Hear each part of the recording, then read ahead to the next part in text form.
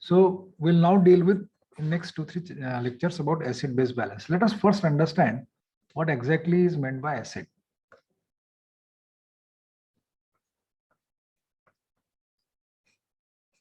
According to Brownstein and Lowry, and I told you earlier also that acids are proton donors. Any compound which can donate a proton theoretically is an acid. Any compound which is capable of donating a proton by definition will be called as an acid. What is base? Base is any compound which is capable of accepting a proton. Proton acceptors. They're capable of accepting a proton, right? For example,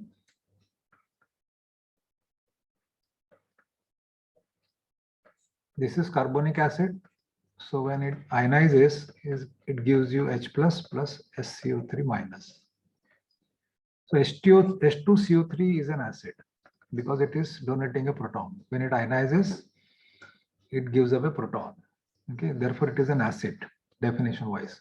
And SCO3 minus, since it accepts a proton and forms an acid, is a base. Right? So anything which is capable of donating a proton is an acid. Anything which is capable of accepting a proton is a base. Another term that very often comes is an alkali. What is the difference between base and alkali? We very often use it synonymously. Right? Alkali is a combination of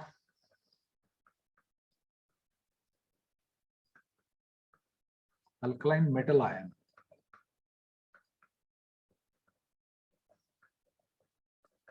in the periodic table. You have alkaline metal ions, for example, sodium, potassium, etc., with a strong basic ion, hydroxyl ion. So therefore NaOH is an alkali, KOH is an alkali, right? So since they can also remove proton, they can also accept proton, okay, by when they hydrolyze, for example, NaOH, when it hydrolyzes, it gives you Na plus OH minus. And this OH minus can combine with H plus. It can remove H plus. It can accept H plus. Therefore, alkalis are synonymously used very often with the base. Okay. But technically, these two are different. What is alkali? Alkali is a combination of alkaline metal ion with a strong basic ion, OH minus. Right? But since it does the same job, it also removes H plus ions, it also accepts H plus ions after ionization. Therefore, they are very often used together. Okay. So for our purpose, whether you use word alkali or base, it doesn't really make much of a difference. But technically, these two are different. Right? Another word that comes is a buffer. It is a conjugate pair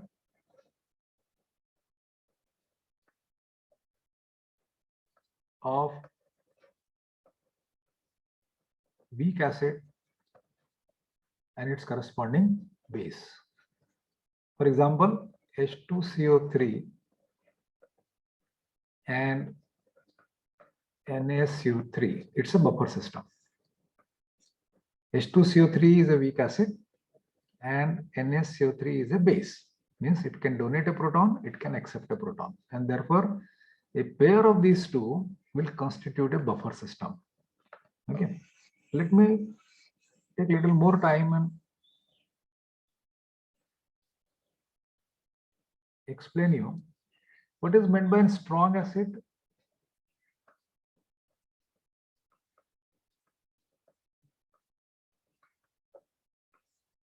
Means which can radially donate proton.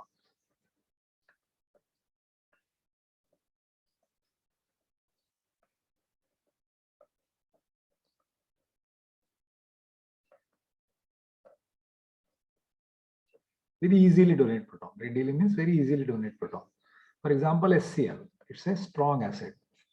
H2CO3 is a relatively weak acid because it does donate proton, but not as readily as HCl, right? And what is a weak base? Strong base. Strong base is the one which can readily accept a proton.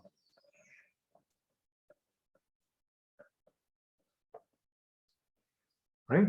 So strong acid, weak acid, and strong base, weak base. What does a buffer do? Buffer is responsible for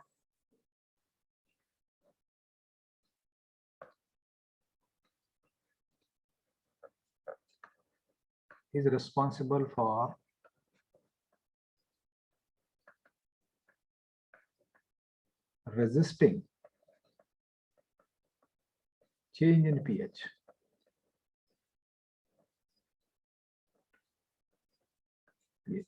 And how does it do it? You know, it does it by accepting or donating protons. It resists change by accepting or donating proton. Whatever may be the situation, for example, if H plus ions are available, they are coming into the system in the medium, then it will accept those H plus ions and thereby resist change in pH. Okay, so you know the pH is a function of H plus ion concentration in the solution. So if H plus ions are coming, then it will accept those H plus ions, remove them from the system. As a result of that, remove them from the system means they will be there, but not as free ions. They will be combined with the proton acceptor. So as a result of that, the change in pH will not take place. Okay. And if OH ions comes, then it will donate protons so that it can combine with OH ions and convert it into water, thereby removing those OH ions also. So by providing both proton donor and proton acceptor species, buffer tend to resist change in pH. Okay. A buffer will have maximum buffering capacity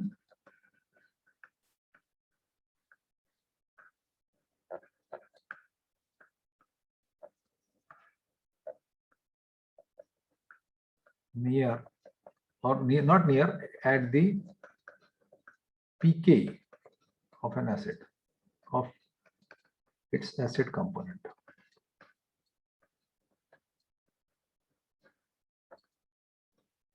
So what you have to do when you choose a buffer system, you have to see what is the pK value of the acid component of the buffer. For example, the bicarbonate buffer, the pK value of bicarbonic acid is 6.1. Okay, what does it mean at 6.1, pH 6.1, in and around pH 6.1, this buffer, bicarbonate buffer, will have maximum buffering capacity. What is the logic? What is the reason? Because at this pH 6.1, it has got equal number of proton donor and proton acceptor.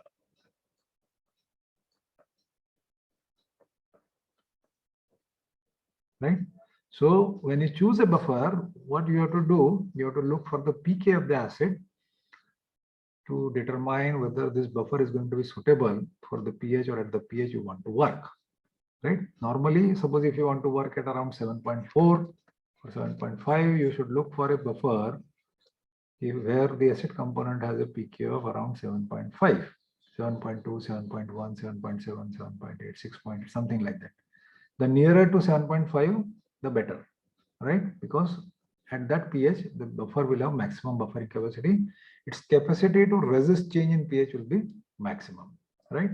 So this is some background of acid, bases, and buffers, right? Now, what is the pH of the extracellular fluid? That is primarily we are talking about blood. So blood, you have two types. You know, you have blood what is called as venous blood, and you have arterial blood. The one which is flowing in the arteries is called as arterial blood. It is oxygenated, and the venous blood, you know, it is carrying back the carbon dioxide from the cells to lungs. So pH of venous blood is around 7.35, and pH of arterial blood is around 7.4. Right. So let us assume that the pH of extracellular fluid, particularly blood, is 7.4. This pH of 7.4, it is maintained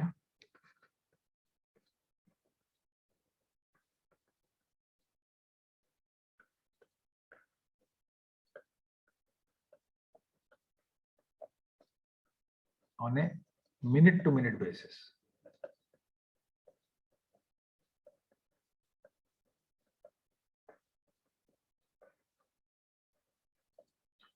Okay, 24/7 and 12 months in a year. This is maintained, this is regulated very closely on a minute-to-minute basis. Okay, so 7.4,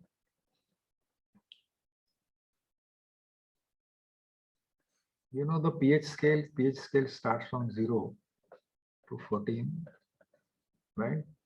With a 7 as neutral, and 7 and above it is alkaline, and 7 and below it is acidic, right?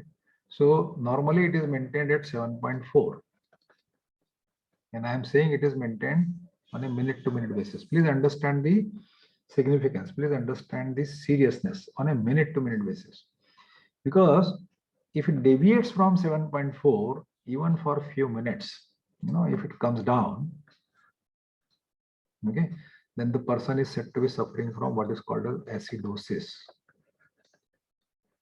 And if it goes above 7.4, then the person is said to be suffering from alkalosis. Okay, and if it goes below 6.8, okay, and remains there for a few hours, then the person is in serious condition, is in danger. Okay, and the upper limit for this is, say, 8. If it goes above 8 and stays there, if it's not corrected immediately, it remains there for a few hours, then the person again is in danger. Okay, so you can, this is just to explain you, this is just to convey you the importance of maintaining the pH of the blood.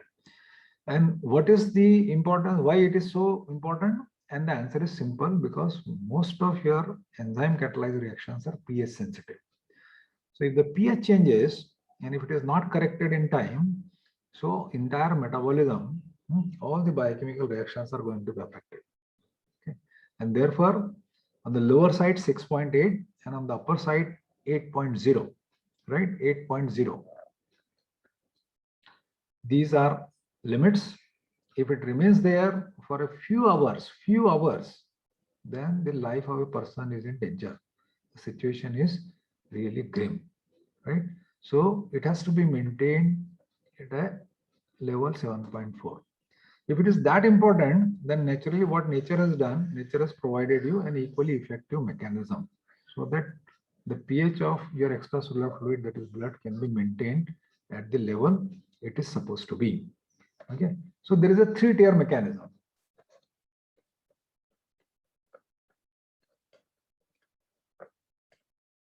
Three-tier system, you can say.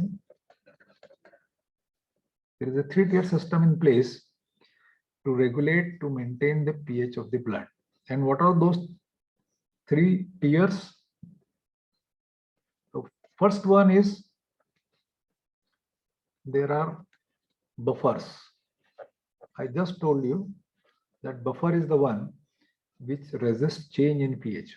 So in the blood itself, we have lots of buffers. This is the first line of defense. Okay, they come into action immediately.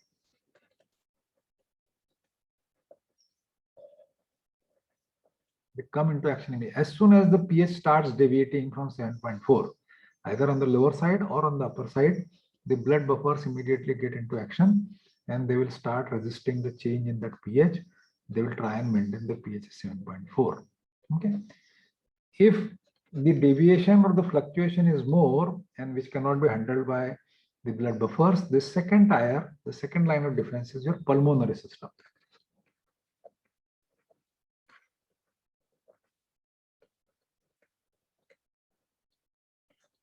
Pulmonary system.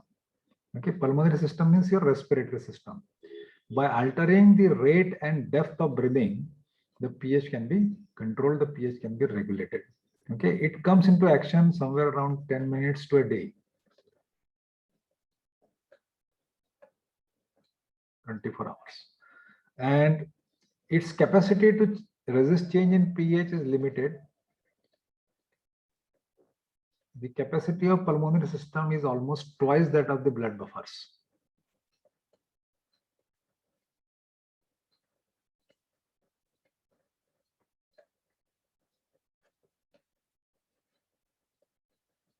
All blood buffers put together, जितनी capacity है उससे double capacity pulmonary system की. And the third line of defense, and the most important, the most significant, is your renal system, your kidneys. Okay, they have a massive capacity to regulate the pH, to regulate the H ion concentration in the blood. In fact, they do it by excreting either acidic urine or basic urine. So they've got a massive capacity. They come into action from within hours to days. They will require several hours or in fact days to correct that massive change, massive drift in the pH of the extracellular system. Their capacity is really massive. Actually, by the time your renal system comes into action, the person is already hospitalized, the situation is already grim. But renal system has got a massive capacity. They can correct the acid-base balance by excreting either acidic urine or basic urine. And for that correction, they will require several hours to days. Okay, the person has to be hospitalized, and over a period of time, the acid-base balance is going to be corrected, is going to be stabilized. Okay. So there is a three-tier mechanism to protect you against any massive change in the pH of the blood. And what is the significance? You understand now. The significance is that because majority of your chemical reactions, biochemical reactions, are pH dependent. So if the pH changes, your entire metabolic profile is going to change. Okay, and it will be a chaos in the body. Okay, therefore, the pH of the blood is maintained on a minute-to-minute basis. Let us understand these three systems one by one.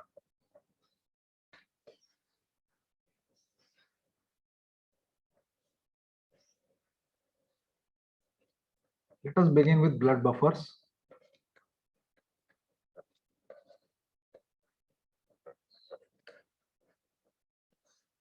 As I just told you, there are three types of blood buffers, three major blood buffers in the blood. There are three major buffers in the blood. One is a bicarbonate buffer system.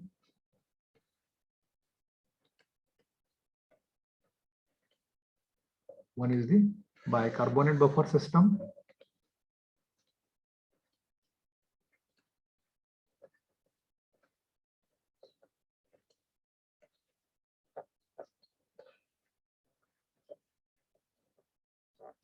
Second is the phosphate buffer system.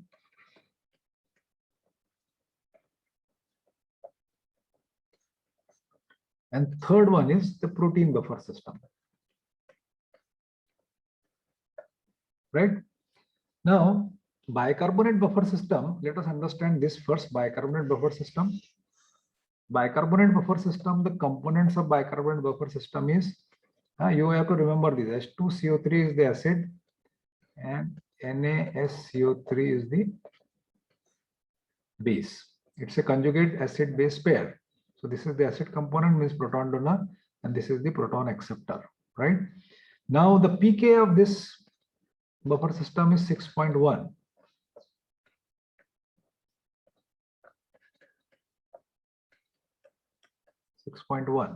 What does it mean? It means that this buffer ideally will have maximum buffering capacity at 6.1.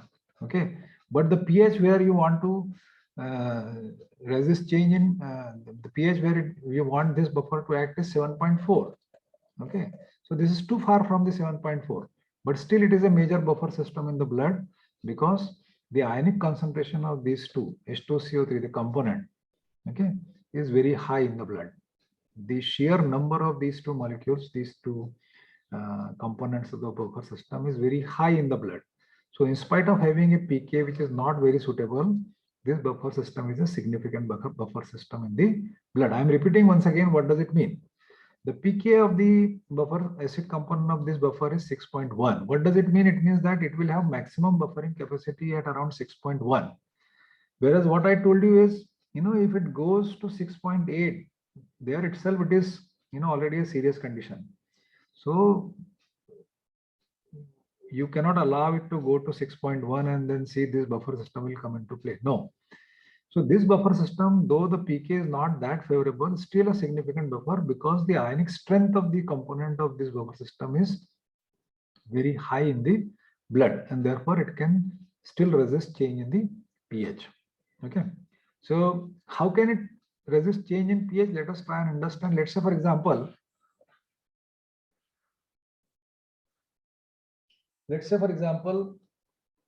if acid comes, HCl.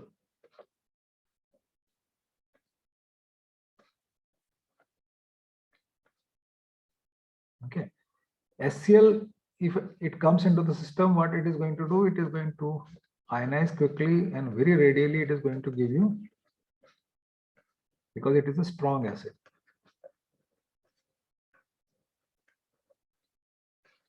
Right? It has got a very high capacity of donating a proton. Right? And it will donate proton, and as a result of that, there will be a rapid change in the pH of the blood towards the acidic side. The pH will drop 7.4 से नीचे की तरफ जाने लगेगा. Right? So what this buffer system does? This buffer system, bicarbonate buffer system, has a component NaCO3. So it will combine with HCl. Okay. And what you are going to see? You are going to see NaCl formation plus H2CO3. So HCl is a strong acid, whereas H2CO3 is a weak acid. Its capacity to donate proton is less. Okay, so that is how it will resist change in pH, by converting a strong acid into a weak acid. By converting a strong acid into a weak acid, right? Let's say on the other hand, if a strong base like NaOH comes,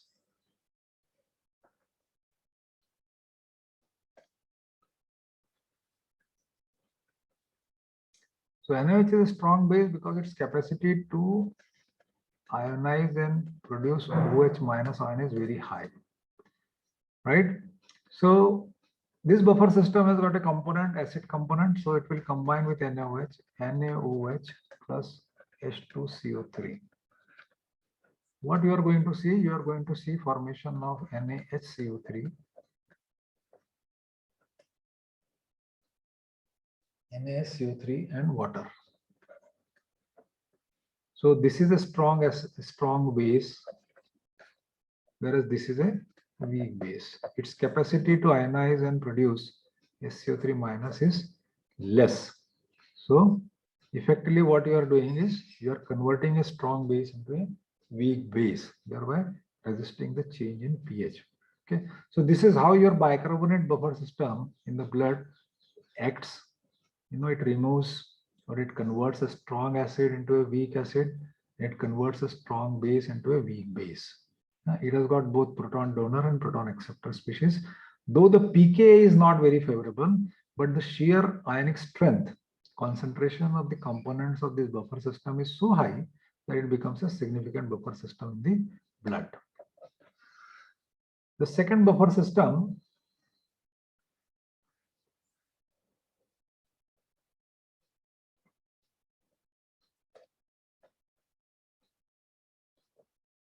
is phosphate buffer system.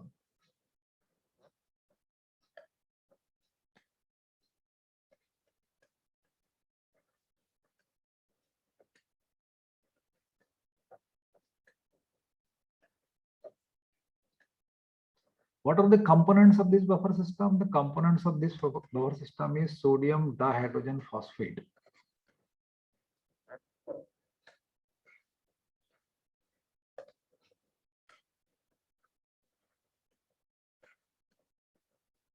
Sodium dihydrogen phosphate and disodium monohydrogen phosphate. This is a donor, proton donor. This is an acceptor. Right? This is an acid component and its corresponding base component. Right? What is the pK? pK of this buffer system is 6.8. Okay, means it is nearer to 7.4, and therefore should be more effective. But the ionic strength of the components is less. So overall, phosphate buffer system, though pK is much more favorable, is not as significant as the bicarbonate buffer system. Bicarbonate buffer system, the pK was not favorable, but the ionic strength of the component was very high, right? So therefore, that remains the most significant buffer system in the blood. Now, how does it act? Let's say if an acid comes,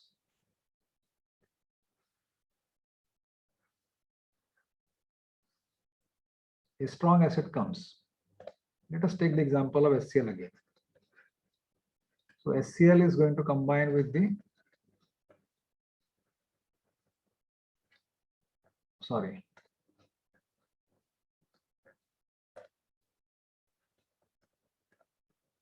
hydrogen phosphate.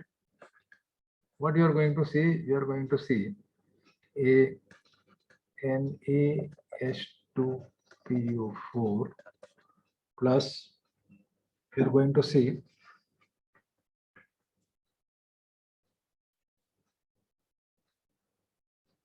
NaCl formation. Okay, so this is a strong acid, whereas this is a weak acid. Right? So it is effectively converting a strong acid into a weak acid. Similarly, let's say if a base comes, so it is going to combine with, let's say, strong base like NaOH comes. So it is going to combine with NaH2PO4, right? And what you are going to see, you are going to see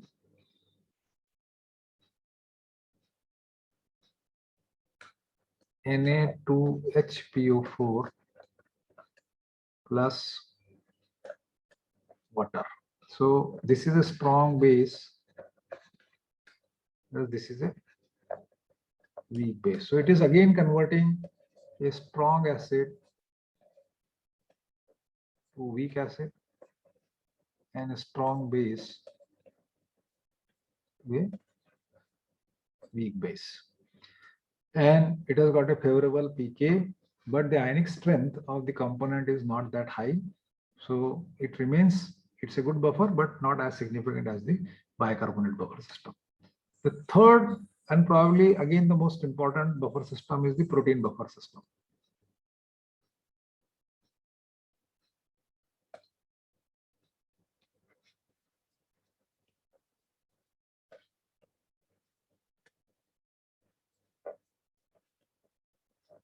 So you know blood has got about 7% protein. It has got albumin. Okay, there are globulins, right? So these proteins are there, and these proteins, many of them have side chains. The amino acids of the proteins have side chains which are capable of donating a proton or accepting a proton.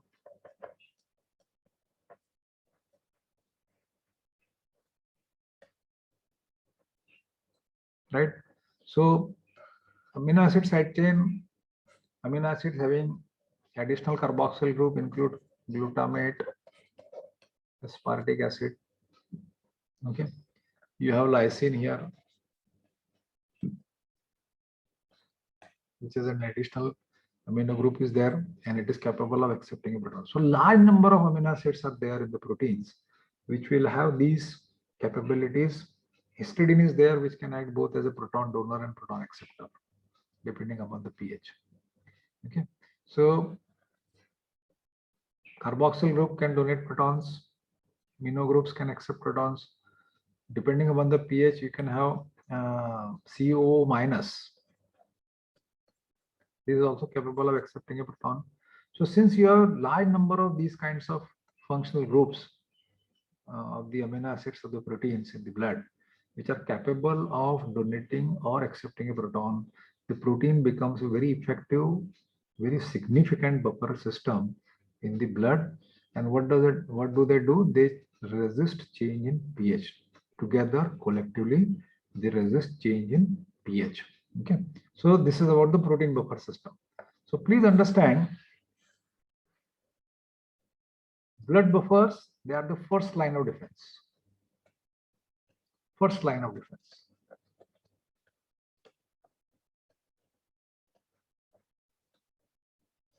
As soon as pH starts fluctuating 7.4, okay, these blood buffers together, they will come into action, the bicarbonate, the phosphate, and the protein, and they will try and resist any change, any deviation from this pH. Okay, how do they do it? I have given you with example, I have shown you with some examples, but their capacity, overall capacity is limited. They can resist only small fluctuation in the pH. Now, very large fluctuations cannot be handled by the blood buffers, cannot be tackled by the blood buffers. So you have additional two defense systems, additional two mechanisms which will take care of those large fluctuations, right? So this is about the blood buffers. We'll continue tomorrow with the second system.